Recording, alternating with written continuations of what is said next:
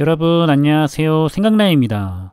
최근인 8월 27일에는 미래에셋 자산운용에서 미국 인공지능 AI 빅테크에 집중적으로 투자를 하는 ETF를 신규로 상장했었는데요. 관련해서 내용을 간단하게 조금 더 살펴보려고 하는데, 그럼 한번 내용을 살펴보겠습니다. 약간 여담을 먼저 조금 하려고 하는데요. 요즘 인공지능 AI 부분에 대해서 우리가 꿈꾸는 그런 인공지능 AI 기능은 말이 되지 않는다고 하면서 거품이 너무 심하다는 분들이 계시는데요. 개인적인 판단이기는 하지만 현업에 있는 종사자로서 현재 인공지능 AI는 정말로 빠르게 발전을 하고 있는 상황입니다. 그걸 가장 가까운 곳에서 눈으로 보고 있고 성장하는 과정도 실시간으로 피부로 느끼고 있기 때문에 저는 거품이 아니라고 생각을 하고 있고요. 지금도 인공지능 AI 부분은 초기 단계나 마찬가지라서 아직도 발전하고 성장할 부분이 많이 남아있는 산업 분야라고 판단을 하고 있는 중입니다. 그래서 ETF의 특징을 살펴보자면, 일단 미국에 상장된 기업, 그 중에서도 4차 산업혁명의 핵심적인 산업 분야인 인공지능 AI와 관련된 빅테크 기업, 마지막으로는 이 중에서도 매출 성장률과 주가 순이익 성장률을 고려해서 가장 성장성이 높다고 판단이 되는 10종목에 집중적인 투자를 하는 ETF라는 걸 알 수가 있는데요.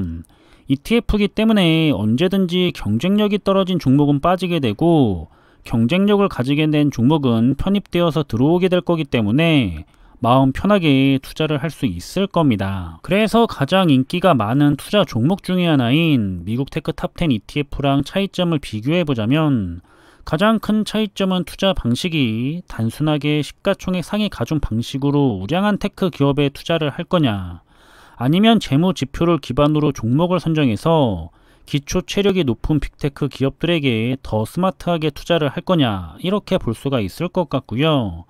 보시는 것처럼 타이거 미국 AI 빅테크 10 ETF는 반도체 기업이 ETF의 절반인 5개의 기업이나 포함되어 있는데요. 그래서 어떻게 보면 가장 인기가 많은 미국 테크 탑10 ETF하고 반도체 ETF를 합쳐놓은 그런 ETF라는 생각도 드는 것 같습니다.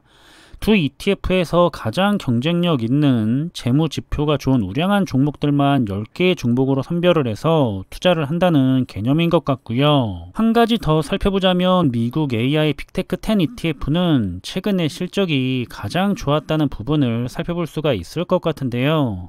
수많은 인공지능 AI와 관련된 기업들 중에서 가장 수익성이 높은 증정한 AI 빅테크 기업을 선별하기 위해 보다 정교하고 체계적인 기초지수 반복론을 사용하고 있다는 점을 어필하고 있습니다. 그래서 더 까다롭게 10개의 투자 종목을 선별했다는 건데요. 주가 순이익 성장 비율, 영업이익률, 매출 성장률, 그리고 시가총액까지 고려해서 기준을 충족하지 못한 빅테크는 제외가 된 상황이고, 기준을 충족한 초우량한 빅테크만 편입되었다고 보면 될 것 같습니다. 아마 장기적으로 높은 수익률을 원하는 투자자들에게는 많은 관심을 줄 것 같은데요.